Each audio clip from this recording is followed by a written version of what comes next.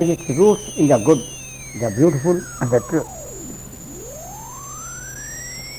This is but a distorted reflection of divine possibilities. I have told that disease is fundamentally psychological in nature. There are, however, diseases which are inherent in the resistance of the dense physical body and not only the subtle body to the impact of higher energy and which are inherent in the planetary substance or matter of earth itself. Forget not that the physical body is constructed of such matter. The first class of the fourth law tells us in 566 పేజీలో చెప్తున్నాను. చెప్పాను ఒక చిన్న రికాప్యులేషన్ లాగా ఉంటుంది. 566 first part. Law tells us that three aspects of divinity produce disease. This sounds impossible upon first reading the statement, but a careful study will reveal its essential truthfulness. How can the good, the beautiful and the true cause disease of any kind? Let us see another. The good. What is the good? It is not the expression of will to good. Does not and should not this will to good work out on the physical plane in what we call goodwill among men. It is not possible that the soul seeking constantly to conform to the plan which implements the divine will to good endeavors to impel its threefold expression, the personality to express goodwill, doing this at the right stage of evolutionary unfoldment and when it is active and functioning. Yet, because of the resistance of the form nature as yet inadequate to the desired divine expression, friction is immediately set up and disease eventuates. మంచి అనేటటువంటిది వేరు, మంచి చేయడానికి ప్రయత్నం అనేది వేరు. ప్రయత్నంలో ఆ ఉన్నటువంటి స్థితి నుంచి మంచి అనే దానికి మార్చడానికి ఉన్నటువంటి సంకల్పం ద్వారా మన లోపల ఒక రెసిస్టెన్స్ అనేది క్రియేట్ అవుతుంది, ఘర్షణ అనేది. ఆ ఘర్షణకి బై ప్రోడక్ట్గా వ్యాధి అనేది వస్తుంది. ఎక్కడైనా సరే wherever there is friction, disease automatically result. ఎక్కడైనా సరే ఫ్రిక్షన్ ఉంటాయి. అందుకనే ఫ్రిక్షన్లెస్ స్టేట్లోకి గ్రో అవ్వాలి. సంఘర్షణ అనేది ఉండకూడదు. ఏదైనా ఒక పని చేయాలంటే సంఘర్షణ ఉండకూడదు. సంఘర్షణ ఉంటే వ్యాధి ఉంటుంది. అక్కడ చేయాలా వద్దా, ఇది చేయాలి, వాడు చెప్పాడు మనం చేయటం ఏంటి, ఇట్లా ఏమైనా ఉన్నాయనుకోండి, మనకేదో ఒక విధంగా ఉండాలనిపిస్తుంది, ఒక వచ్చి తినాలనిపిస్తుంది. ఆ చిన్నప్పుడు డాక్టర్ ఏమో ఇది తిన్నట్టయితే ఏదో ఫలానా రోగం వస్తుంది అంటాడు. ఇక్కడ సంఘర్షణ వస్తుంది. తినాలని అనిపించడం వేరు, అది చేయకుండా డాక్టర్ చెప్పినటువంటి విషయాన్ని ఆచరించడం వేరు. దానివల్ల ఏం జరుగుతుంది? ఒకవేళ డాక్టర్ చెప్పింది చేసినా సంఘర్షణ ఉంటుందిగా. తినకుండా ఉండడానికి చేసే ప్రయత్నం, తినడం అంటే తినడం అనే కాదు, ఏదైనా సరే దానికోసం నువ్వు చేసే ప్రయత్నం ఎక్కడైతే ఉంటుందో అక్కడ సంఘర్షణ ఉంటుంది. ఎక్కడ సంఘర్షణ ఉంటుందో అక్కడ వ్యాధి ఉంటుంది. అదే ఏ ప్లేన్లో కనుక సంఘర్షణ ఉంటే ఆ ప్లేన్లో వ్యాధి వస్తూ ఉంటుంది. కాబట్టి మంచి అనేది చేయడానికి ప్రయత్నంలో కూడా వీడి లోపల ఉన్నటువంటి ఏదైనా చెడ్డ భావాలు ఉన్నాయి, ఏదైనా పలానా చేయకూడదు ఇచ్చేకూడగా ఉంటుంది, ఏదైనా కొట్టాలనిపిస్తుంది. కొట్టకుండా ఉండడానికి చేసే ప్రయత్నంలో సంఘర్షణ ఉంటుంది. కొట్టడం రైట్ అని కాదు, ఇక్కడ చెడు చేయటం రైట్ అని చెప్పట్లా. సంఘర్షణ ఉన్న చోట వ్యాధి వస్తుంది, అది అని చెప్పచ్చు. సంఘర్షణ ఎక్కడుంటే అక్కడ వ్యాధి వస్తుంది. ఫ్రిక్షన్ వల్ల వ్యాధి వస్తుంది. కాబట్టి ఎక్కడెక్కడైతే చేంజ్ ఇన్వాల్వ్ అవుతుందో అక్కడ ఆటోమేటిక్గా వ్యాధి అనేది ఉంటుంది. కనుక అంటే వ్యాధి ఎలా పుడుతుంది అనేది చెప్తున్నాడు. వ్యాధి ఎలాగ అసలు దృష్టిలో వ్యాధి అనేది ఎలా ప్రొడ్యూస్ అయింది అందువల్ల విల్ టు గుడ్ అనేది ఇచ్చినప్పుడు ఆటోమేటిక్గా అక్కడ వ్యాధి అనేది ఉంటుంది. ప్రయత్నంలో వ్యాధి ఉంటుంది. అయితే వ్యాధి రావటం అవసరమా అనవసరమా అంటే వ్యాధి అవసరమా అనవసరమా కాదు. మంచి చేయటం, మంచి అందు మనం దానిలోకి గ్రో అవటం కూడా అవసరమే. మంచి అనేది లేకుండా ఎలాగా? కానీ ఆ గ్రో అవడంలో ఆ చేసే ప్రయత్నంలో వ్యాధి అనేది వస్తుంది. వ్యాధి అనేది శరీరానికి సంబంధించింది, ప్రకృతికి సంబంధించింది, సహజంగా ఉంటుంది. అది ప్రకృతితో ఫ్రిక్షన్ అనేది ఎప్పుడు కూడా ఉంటుంది. ఆ ఉన్నప్పుడు వ్యాధి అనేది వస్తుంది. చేంజ్ అంటే సెంటర్లో చేంజ్ వస్తుంది కదా. సెంటర్లో ఏ పర్టికులర్ సెంటర్లో జరుగుతుందో, అది సపోజ్ ఎమోషనల్ సెంటర్లో ఉన్నాడండి, మణిపూరకంలో ఉన్నాడు, ఎమోషన్స్ వాటరీ సైన్ కదా, వాటరీ సెంటర్ కదా అది, ఎమోషన్స్ ఉంటాయి. ఎమోషన్స్ దగ్గర నుంచి నెమ్మదిగా సబ్లిమేషన్ వచ్చి పైకి సబ్లిమేషన్ వస్తుంది. ఆ సబ్లిమేషన్ వచ్చినప్పుడు హార్ట్ సెంటర్ అనేటటువంటిది ఉన్నప్పుడు ఏర్ అనేది అనాహతం ఆ పై సెంటర్కి ఎవాల్వ్ అవుతున్నప్పుడు ఏమవుతుంది, ప్రేమ అనే ఎమోషన్ నుంచి లవ్లోకి ట్రాన్స్ఫర్ అవ్వాలంటే ఇక్కడ ఉన్నటువంటి ఈ సెంటర్ నుంచి ఆ సెంటర్లోకి ఎనర్జీ ట్రాన్స్ఫర్ అవ్వాలి. ఆ ట్రాన్స్ఫర్ అయ్యేటప్పుడు ఏమవుతుంది, ఇక్కడేమో ఎక్సెసివ్ ఎనర్జీ ఉంటుంది, అక్కడేమో పాజిటివ్ ఆఫ్ ఎనర్జీ అంటే ఎనర్జీ తక్కువ ఉంటుంది. ఇక్కడి నుంచి అక్కడికి వెళ్ళడానికి జరిగేటటువంటి ప్రయత్నంలో వ్యాధి అనేది ఉంటుంది.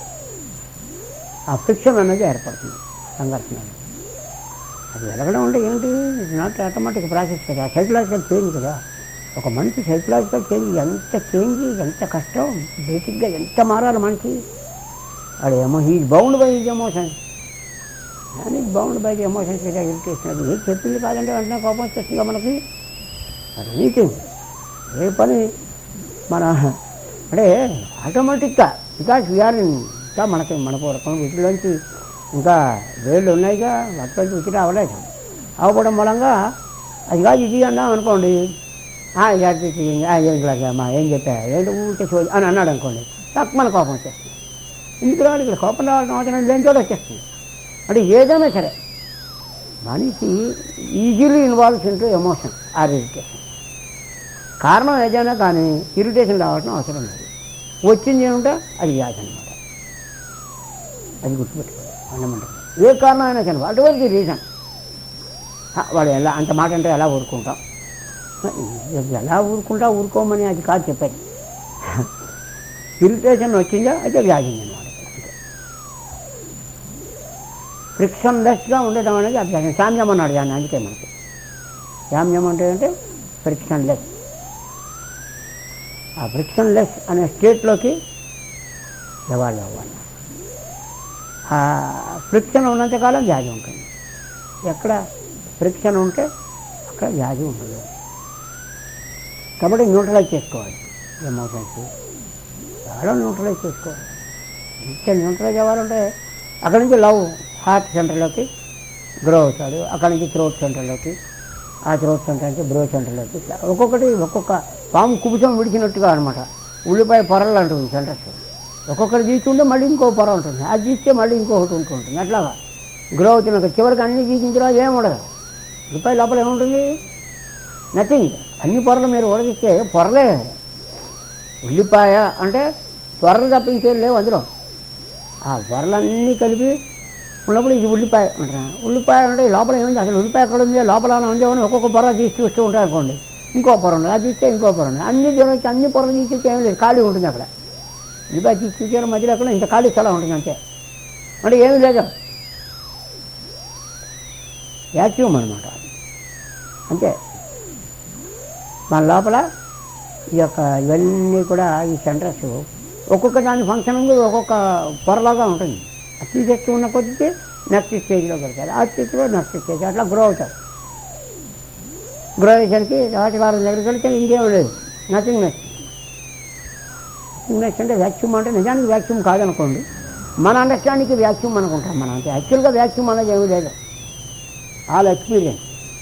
అంటే ఫిజికల్ అనేటటువంటి ఎక్కడైతే డిజాల్వ్ అవుతుందో అక్కడ ఉన్నటువంటిది ఆల్ ఎక్స్పీరియన్స్ తప్ప ఇంకేం లేదు. ఆ ఆల్ ఎక్స్పీరియన్స్ అన్న స్టేట్లోకి గ్రో అవుతాడు మంచిగా. అది అందువల్ల ఆ అయామ్ అనేటటువంటి స్టేట్లోకి, మంచి ఆల్ ఎక్స్పీరియన్స్ అనేటటువంటి స్టేట్లోకి వాడు గ్రో అవుతాడు. అది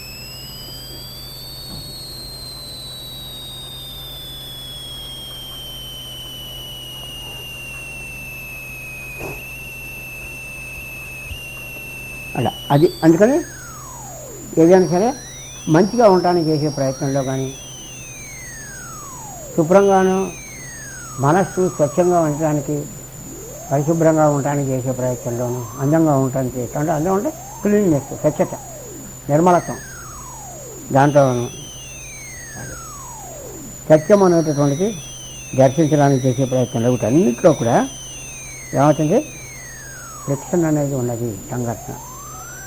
ఆ సంఘర్షణ వ్యాధి అని చెప్పని కూడా అన్నారు. It is interesting to note that this inability to express the true or to be the truth is a real cause of death among men who are below the stage of discipleship. అంటే కానీ ఏముంటో అదిగా ఉండటం truth, సత్యము. సత్యత్వంలోకి వెళ్ళడానికి చేసే ప్రయత్నంలో మృత్యువే ఉండేది. సత్యత్వం అంటే అర్థం ఏంటి, మనం ఉన్న స్థితికి పైన ఉన్న ఆ పైన ఉన్నటువంటి స్థితి అంటే ఇప్పుడున్న స్థితి పోవాలి. That is called death. Death అంటే ఏంటి, death is for the body, శరీరానికి మనస్సు తప్ప. డెత్ అనేది సోలుకి కూడా ఒక స్టేజ్లో డెత్ ఉంటుంది. దీంట్లో ఇచ్చారు మనకి రెస్టిట్యూషన్. ఎక్కడి నుంచి అంటే చెప్తా, ఇంకా మీకు ఐడియా చెప్తున్నాను.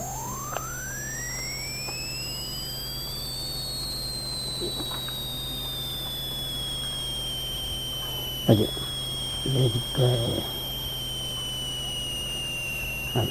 ఈ ప్రాసెస్ ఆఫ్ రెస్టిట్యూషన్ అనేది చాలా వండర్ఫుల్ చాప్టర్. అది మృత్యు గురించి, ది ఆర్ట్ ఆఫ్ ఎలిమినేషన్, అది ఈ ప్రాసెస్ ఆఫ్ ఇంటిగ్రేషన్. చాలా వండర్ఫుల్ చాప్టర్స్. 3 డెత్ అన్నది 3 ప్లేన్స్లో జరుగుతుంది. మానవుడికి మృత్యువు ఎలా వస్తుంది, ఆ వచ్చేటప్పుడు మనలో ఎటువంటి మార్పులు జరుగుతాయి, ఇవన్నీ కూడా చాలా వండర్ఫుల్, చాలా చక్కగా వర్ణన చేసినటువంటిది ఇందులో.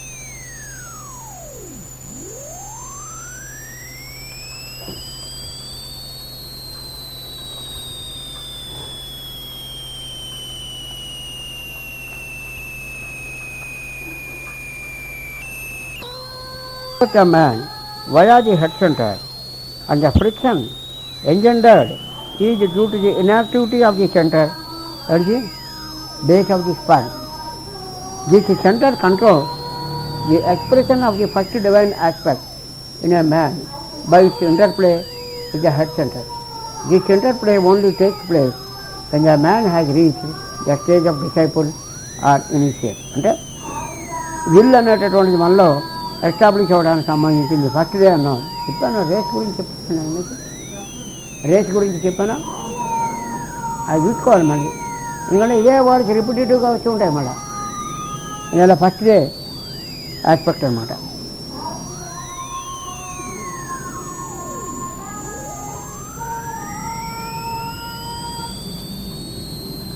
అనేటటువంటి దాన్ని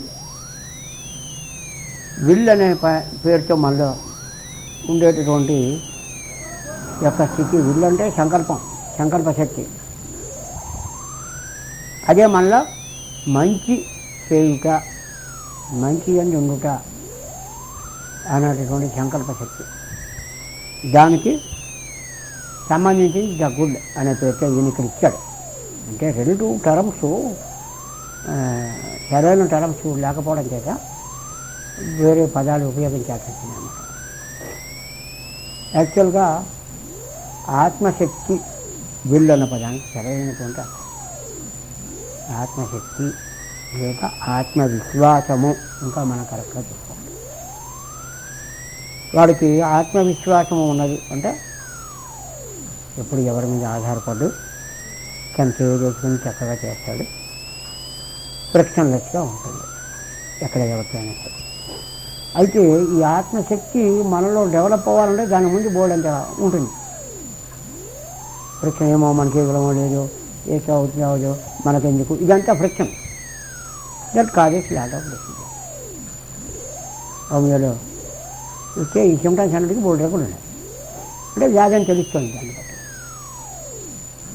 అందువల్ల విల్ అనేటటువంటిది మనలో ఆ విల్ ఆస్పెక్ట్ డెవలప్ అవటం. అది దేనికి సంబంధించింది అంటే ఆ విల్ ఆస్పెక్ట్ ప్రధానంగా హెడ్ సెంటరు, తర్వాత బేస్ సెంటర్ అంటే మూలాధారము, సహస్రారము, ఈ రెండింటికి సూటి అయినటువంటి సంబంధం ఏర్పడినప్పుడు హెడ్ సెంటర్లోనేమో అయాం అనేటటువంటిది మొత్తం చోట్లో ఉన్నటువంటి నేను అనే ప్రజ్ఞ మన లోపల వెలగడం. మూలాధారంకి వచ్చేసరికి అణువుల యందు, టిష్యూస్ యందు, వాటన్నిటి యందు ఇమిడి ఉన్నటువంటి నేననే ప్రజ్ఞ. మూలాధారం దేనికి సంబంధించి మినరల్స్, బేసిక్ థింగ్స్, బేస్గా మూలం, ఆధారం. ఫిజికల్ మ్యాటర్ మనకు ఆధారం. భౌతికమైన ఎక్స్ప్రెషన్కి మనకు ఆధారం ఏమిటి? భూమి లేకపోతే ఎక్కడ ఉంటాం మనం? ఆకాశంలో ఉంటాం. ఫిజికల్ బాడీ ఫారం అవ్వాలంటే ఎర్త్ వల్లనే మనకు బాడీ ఫారం అవుతుంది, లేకపోతే బాడీ ఉండదు. యాజ్ సోల్గా తిరగచ్చు ఎక్కడికి ఉంటే అక్కడికి. కానీ సోల్స్ వేరు, ఫిజికల్ బాడీస్ వేరు. మానవుడికి కర్మ అనేది ఏర్పడాలంటే ఫిజికల్ బాడీ ఉండాలి. ఫిజికల్ బాడీ ఉన్నవాడికే కర్మ ఆచరణలోకి వస్తుంది, అంటే ఎక్స్ప్రెషన్లోకి వస్తుంది. లేకపోతే కర్మ సీల్డ్గా ఉంటుంది. ఎందుకనంటే ఒక సోల్కి ఇంకో సోల్కి మధ్య ఇంటర్ప్లే రావాలంటే ఫిజికల్ బాడీ ఉండాలి. ఫిజికల్ బాడీ ఉంటేనే ఇంటర్ప్లే, లేకపోతే ఇంటర్ప్లే ఉండదు.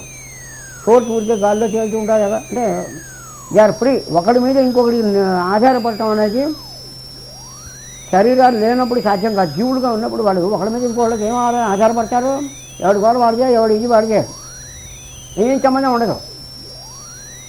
వీడే వాడికి వాడే.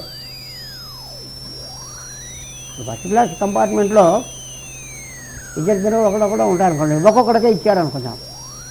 ఈ పక్క దాంట్లో వాడికి వీడికి ఏం సంబంధం ఉండదు. ఆ కుప్పే అంటారు దాన్ని. ఈ పక్క దాంట్లో వాడికి వీడికి ఎవడి బాడీ వాడే, ఒకటే రైల్లో ఉంటారు. ఎందుకని? తల్లి కూడా సెకండ్ క్లాస్ కంపార్ట్మెంట్ అంటే ఏదో అటు ముగ్గురు, అటు నలుగురు, ఇటు ముగ్గురు, ఏదో ఉంటే అటు జరగండి, ఇది జరగండి, ఇది ఇవన్నీ ఇంటర్ప్లే ఇక్కడ ఉంటుంది. అక్కడ ఇంటర్ప్లే ఉండదు. ఎవరి వాడే ఎవడి బట్టి వాడికి ఏమీ సంబంధం ఉండదు పక్క వాడితో. అట్లాగా సోల్స్ ఏంటంటే వాళ్ళకి ఫిజికల్గా ఆహారం అక్కర్లేదు, అంటే బాడీ అనేది లేదు. కాబట్టి ఆహారం కానీ లేదా మరి బాడీ ఉన్నది కాబట్టి దానికి సంబంధించిన భాషలు ఇవన్నీ ఉంటాయి. శరీరం ద్వారా ఒకళ్ళ ఆస్తులు, పాస్తులు, డబ్బు ఇవన్నీ ఉంటాయి. ఫిజికల్ మెటీరియల్ ఉంది కాబట్టి. అదే బాడీ లేకపోయినట్టయితే ఫిజికల్ మెటీరియల్ ఏమి ఉండదు. అది సోల్గా ఉంటాడుగా ఏముంటుంది? మనీ గిని ఏమి ఉండవు. ఇంకా వాడికి వీడికి ఇంటర్ప్లే ఉండదు. వాడికి వాడు ఉంటాడు, వీడికి వీడు ఉంటాడు. సంబంధం అనేది ఉండదు. అందుకని కర్మ అనేటటువంటిది ఏర్పడాలంటే, కర్మ ఆచరణలోకి రావాలి అంటే శరీరంలో ఉండి తీరాలి. శరీరంలో ఉన్నప్పుడు మాత్రమే కర్మ అనేది ఉంటుంది. కర్మ యొక్క ఇంటర్ప్లే ఉంటుంది. వీడికి వాడికి ఉంటుంది. ఇప్పుడు ఏదో డబ్బులు ఎప్పుడు ఇస్తారా అంటే రేపు ఇస్తాను, రేపు ఇవ్వలేదు అంటే ఇట్లా ఇంటర్ప్లే ఉంటుంది. వాడికి వీడికి ఇవ్వలేదు, ఇస్తా అన్నావు ఏమిటి? డబ్బులు కావచ్చు మరొకటి. వాడికి ఎక్కువ పెట్టా, నాకు ఇచ్చావు. వాడికి డబ్బులు ఎక్కువ ఇచ్చావు, నాకు తక్కువ ఇచ్చావు. ఇట్లా ఇవన్నీ ఎప్పుడు when there is physical body and physical material, when these things are there. అది లేనప్పుడు ఏం ఉండదు. వాడికి ప్రమోషన్ ఇచ్చావు, నాకు ప్రమోషన్ ఏం లేదు. ఇవన్నీ ఎప్పుడు వస్తాయి? భౌతికమైన ప్రపంచం ఉంటే వస్తాయి. ఇంటర్ప్లే అనేది. అప్పుడు కర్మ అనేది ఏర్పడుతుంది. కర్మ అనేది ఏర్పడినప్పుడు ఆచరణ అనేది, దాని కర్మ ఫలితములు అనేవి ఉంటాయి. కర్మ ఫలితములు ఉన్నప్పుడు కర్మ ఫలితాలు వెళ్ళని బంధిస్తూ ఉంటాయి. కాబట్టి ఇవన్నీ కూడా ఎప్పుడంటే భౌతికమైన శరీరం ఉన్నప్పుడు. కానీ ఆ సోల్స్గా ఉండవు. అందువల్ల then there is no body, centres suspend అవుతాయి. వాటికి ఇంట్రెస్ట్ ఉండదు. మళ్ళీ శరీరంలో వచ్చినప్పుడు సెంటర్స్ యొక్క ఫంక్షనింగ్ స్టార్ట్ అవుతుంది. కాబట్టి ఈ యొక్క గుడ్ అంటే మంచి అనేది చేయడానికి, ఆచరించడానికి చేసే ప్రయత్నం, అది విల్లుకి సంబంధించినటువంటిది. ఫస్ట్ డివైన్ ఆస్పెక్ట్ అంటారు దాన్ని. First day. వాడికి ఫస్ట్ డే అంటే విల్. వాడికి సెకండ్ రే అంటే లవ్. వాడి చాలా రేర్. క్రియేటివ్ ఇంటెలిజెన్స్ అంటే తెలివి అనేది. ఈ క్రియేటివ్ ఇంటెలిజెన్స్ అనేది మళ్ళీ 4 భాగాలు అవుతుంది. అయ్యేసరికి మిగిలినటువంటి 4 కిరణములు దాంట్లో హార్మోని, ఫ్రిక్షన్ త్రూ హార్మోని కదా 4th. 5th science, crude science knowledge. 5th. 6th ఏమో డివోషన్. 7th ceremonial order. చక్కగా 7th day is the most combining day, చాలా wonderful day. 4th day, 7th day, 6th day. వాళ్ళని ఎలా గుర్తుపట్టాలో అన్నీ కూడా చెప్పాను మీకు. అవి మర్చిపోకూడదు. గతంగత అన్నట్టుగా ఉండకూడదు. లేకపోతే ఇప్పుడు మీకు అర్థం కావు. ఇప్పుడు చెప్పేది మళ్ళీ ఫస్ట్ వాడు ఈ ఫస్ట్ ఆస్పెక్ట్ అన్నాడు, ఫస్ట్ ఆస్పెక్టా అని అనకూడదు. అది గుర్తు రావాలంటున్నాను. కనుక నెక్స్ట్ ఈజ్ బ్యూటిఫుల్ అనేది. It belongs to heart center. Friction is brought about by the failure of the solar plexus centre to respond. ఇదే ఇప్పుడు నేను చెప్పింది heart center. A condition of friction is therefore set up. The ending of the condition and the evocation of the right response from the solar plexus come when the forces of the solar plexus center are raised and blended with the energy of the heart center. ఇప్పుడు నేను చెప్పిన point మళ్ళీ చెప్తున్నాను. Solar plexus నుంచి heart సెంటర్లోకి evolution రావడం. ఎప్పుడైతే ఈ హార్ట్ సెంటర్ నుంచి అట్రాక్షన్ ఉంటుంది, కానీ సోలార్ ప్లెక్సస్లో రిజిడిటీ ఉంటుంది కదా, రెస్పాండ్ కాలేకపోవటం. ఆ రెస్పాండ్ కాలేకపోవడం వల్ల సోలార్ ప్లెక్సస్కి సంబంధించిన వ్యాధులు, హార్ట్కి సంబంధించిన వ్యాధులు వస్తాయి. హార్ట్ ఫెయిల్యూర్కి చాలా భాగం lack of response from the solar plexus. Emotionalism అనేది ప్రామినెంట్గా ఉన్నప్పుడు, హార్ట్ సెంటర్కి బలం తగ్గిపోయినప్పుడు, ఇప్పుడు హార్ట్కి రెస్పాన్స్ సరిగ్గా రాకపోయినప్పుడు it lacks the energy, whereas in solar plexus there is excess of emotional energy, and because of that the heart fails. ఎందుకు heart fails అంటే హార్ట్ ఎమోషనలిజము, ఎమోషన్ వల్ల హార్ట్ ఆగిపోవడం కాదు.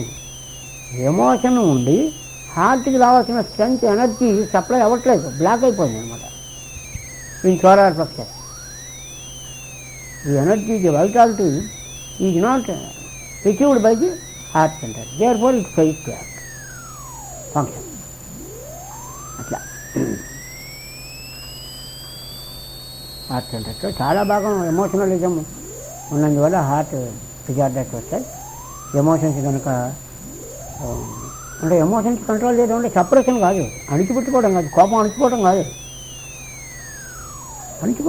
లవ్ స్టిమ్యులేట్ అవడం వల్ల కోపం ట్రాంక్యులైజ్ అవుతుంది. ఏమనేది మనకి ఇంటర్ప్లేలోకి వచ్చినప్పుడు కోపం అనేది సబ్సైడ్ అవుతుంది. అంతేకాని కోపం అణిచిపెట్టుకోవడం వల్ల చిచ్చుపుడ్డలే బదలవుతుంది. బుర్ర అణిచిపెడితే ఏంటి, అణిచిపెడితే బుర్ర పేరుతుంది. అణిచిపెట్టుకోకూడదు. అప్పుడు ప్రేమ అనేది అభ్యాసం చేయాలి. అటు ఇంటి ప్రేమగా ఉండటం, ప్రేమగా మాట్లాడటం, సహజమైన ప్రేమ ఉండాలి. ఆర్టిఫిషియల్గా కాదు. మనం దేని గురించి మాట్లాడుతున్నాం, లోపల సోల్ గురించి మాట్లాడుతున్నాం. పైకి నటించడం కాదండి. అది మీరు కావాలంటే 5 స్టార్ హోటల్లోకి వెళ్ళండి, ఎంత ప్లెజెంట్గా మాట్లాడతారండి.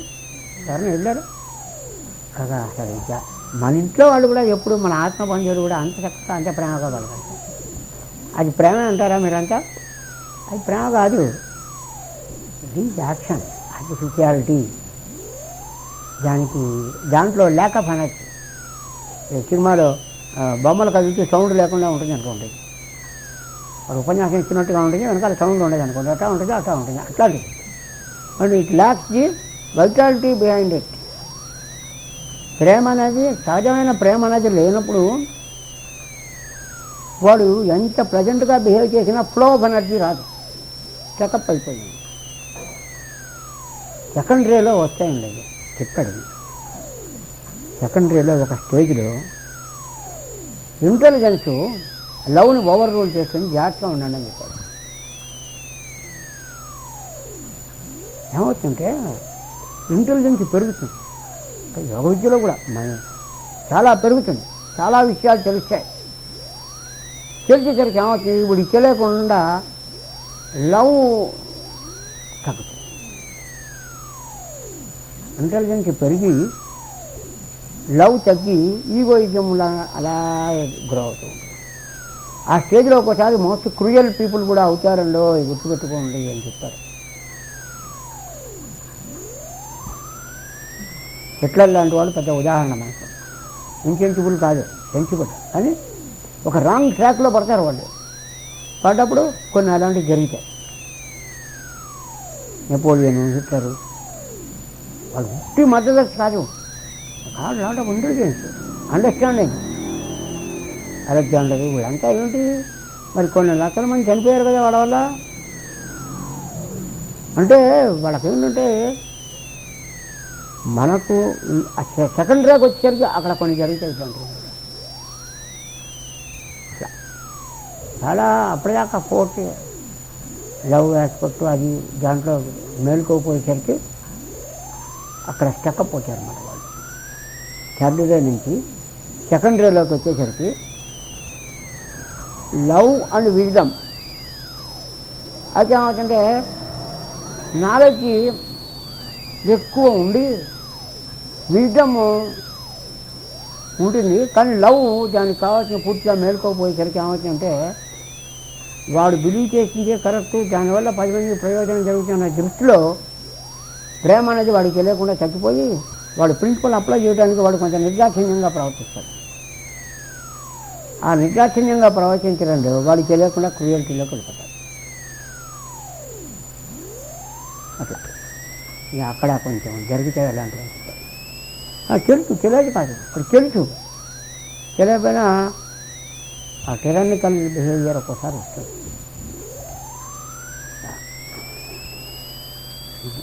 పెద్దవాళ్ళు కూడా ఇరుక్కుపోతూ ఉంటారు అలాంటివి. పురాణాల్లో కూడా కథలు ఉన్నాయి కదా, ఏదో యజ్ఞం చేయడం, ఆ సర్పాలు వాటిని నాశనం చేయాలని యజ్ఞం చేయడం, ఇట్లాగా రకరకాలైనటువంటి కథలు మనకు తెలుసు కదా. వాల్మీకి అందరివాడు ఏం చేశాడు, బాగా చదివాడు. వాల్మీకి అందరివాడు ఏం చేశాడు, ఆ దేవన పొచ్చిన వాళ్ళందరూ తలకాయ బద్దలు కొట్టి వాడు ధనాన్ని తీసుకెళ్ళి ఇంకా వాళ్ళకి ఇచ్చాడు. మరి ఏంటి రైట్ అంటే అక్కడ ఏమవుతుందంటే వాళ్ళకు ఒక్కోసారి ఆ కామన్ సెన్స్ యాబ్సెంట్ అయిపోతుంది. అది మళ్ళీ ఎవడో ఒక మహానుభావుడు వచ్చి వాళ్ళకి ఉపదేశం బుర్రలో లైట్ వెలిగించినప్పుడు అప్పుడు ఒక్కసారిగా, ఎందుకని ఆల్రెడీ ఇప్పుడు వీళ్ళు వేరు, మామూలు రోడ్ సైడ్ మర్డరర్స్ వేరు, గుర్తుపెట్టుకోండి. రోడ్ సైడ్ మర్డరర్స్ వాళ్ళు వేరు, వాళ్ళు వేరు, వీళ్ళు వేరు.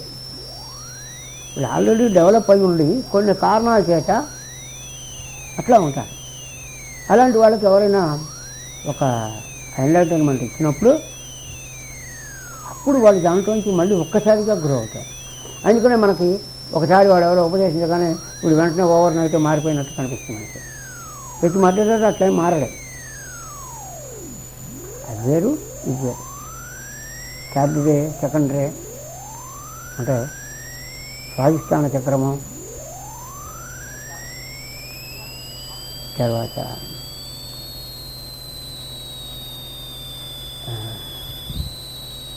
అది స్వాధిష్టాన చక్రం, వాటిల్లో ఎక్కువ ఇలాంటి వాళ్ళు మనకు కనిపిస్తారు. మూలాధారము, స్వాధిష్టానము,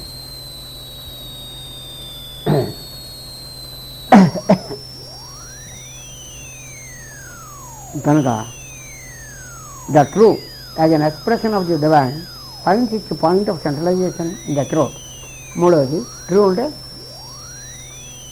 సత్యము అంటాను చూడండి, అది క్రియేటివ్ ఇంటెలిజెన్స్ ఇక్కడ థ్రోట్ సెంటర్ సంబంధించింది. సెకండ్లీ హార్ట్ సెంటర్ ప్రధానంగా పనిచేసేది. Yeah.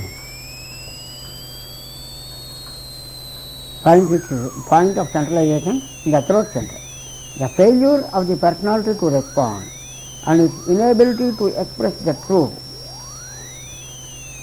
is to be seen in the relation of the sacral center to the throat center. చెప్పాను మీకు sacral centerకి throat centerకి సంబంధం ఉంది. sacral అంటే స్వాధిష్టాన చక్రం. sacral center అంటే ఏంటి? Clinic centre.